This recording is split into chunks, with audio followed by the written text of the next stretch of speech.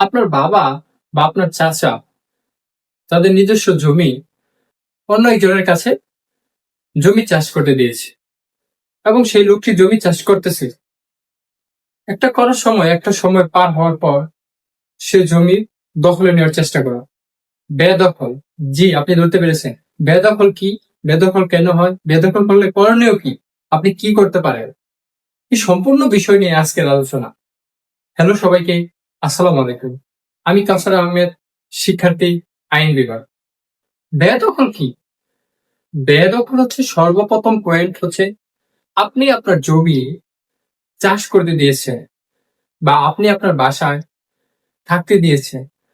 দীর্ঘ বছর পর থাকার পরে লোকটি আপনার জমি বা আপনার বাসা দখলে নেওয়ার চেষ্টা করবে।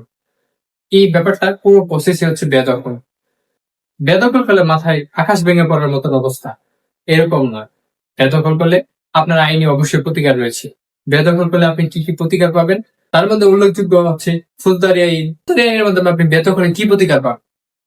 বেদখল করলে ফৌজদারি আইন 145 ধারা অনুযায়ী আপনি মামলা করতে পারবেন।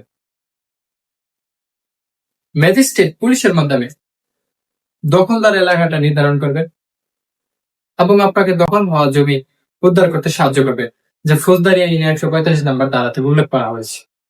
এই প্রক্রিয়ায় শুধু মালিক যাচাই করা হয়, তবে কে দখলে রয়েছে সেটা যাচাই করার উল্লেখ্য বিষয় না। দ্বিতীয় হচ্ছে দেওয়ানি আদালতের মামলা। স্পেসিফিক রিলিফ অ্যাক্ট অনুযায়ী আপনি 9 ধারায় মামলা করতে পারেন, যা 6 মাসের মধ্যে করতে হবে। এছাড়াও আপনি 8 ধারায় মামলা করতে পারবেন, তবে এটা 9 ধারায় যদি না কার্যকর হয় তো 8 ধারায় যেতে হবে। 8 ধারা অত্যন্ত সময় নিয়ে কাজ করে এবং এটা সময় বেশি নেয়। বর্তমান সময় অনুযায়ী ভূমি প্রতিরোধ প্রতিকার অনুযায়ী আপনি মামলা করতে পারেন। তার মাধ্যমে রয়েছে ম্যাজিস্ট্রেটের তদন্ত এবং শুনানির মাধ্যমে মাত্র 45 দিনের মধ্যে আপনি আপনার কাজ শেষ করতে পারেন। তবে সবচেয়ে সহজ এবং সহজলভ্য বিষয় হচ্ছে আপনি তাৎক্ষণিক কি করবেন। ধরেন আপনি আপনার জমি দখল হয়ে গিয়েছে, আপনি তাৎক্ষণিক কি করবেন?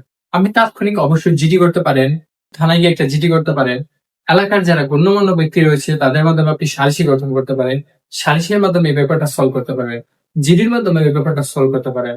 তবে আমাদের আশেপাশে বা বাংলাদেশের গ্রাম অঞ্চলে এই জমির বেদখলের ব্যাপারটা সবচেয়ে বেশি হয়।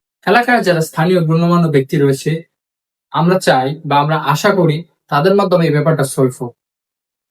চেয়ারম্যান মেম্বারের মাধ্যমে অধিকাংশ বেদখল জমি ফিরিয়ে আনা সম্ভব। যদি আপনার এলাকায় সেরকম সামর্থ্য না থাকে বা আপনার কাছে সেরকম মানুষ না থাকে, তারপরে আপনি জিডিতে যান, থানায় যান, ফৌজদারিতে যান, ক্রিমিনালে যান।